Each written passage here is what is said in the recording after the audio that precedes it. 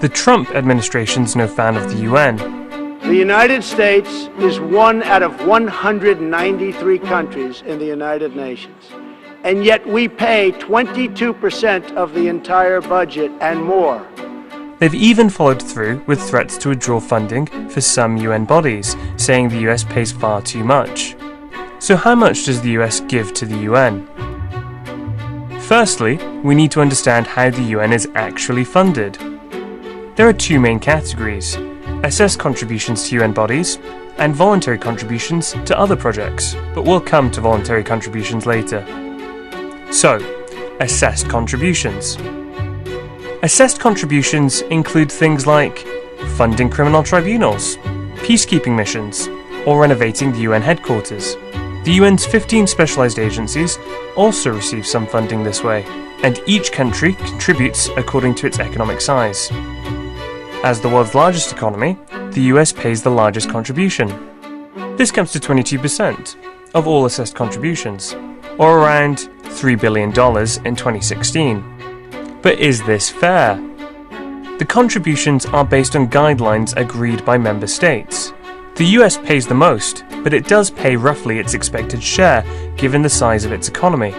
The US share of the global economic output is around 23.6%, and it pays 22% of the UN's total assessed funding.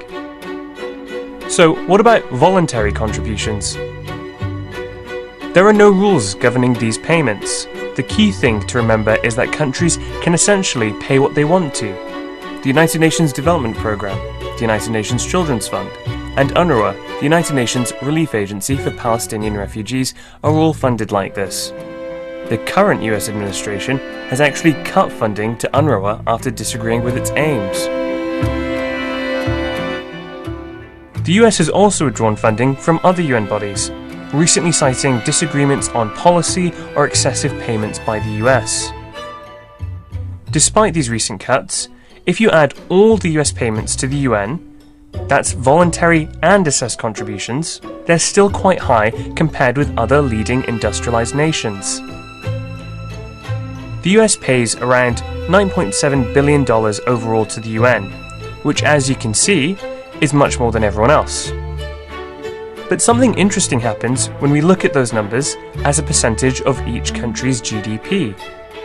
The UK and Canada are joint first, Germany comes in at number 3, Japan at number 4, the USA is at number 5, and China comes in last at number 6. In real numbers, total US contributions are by far the largest overall, but as a proportion of economic output, it pays less than other leading industrialized nations.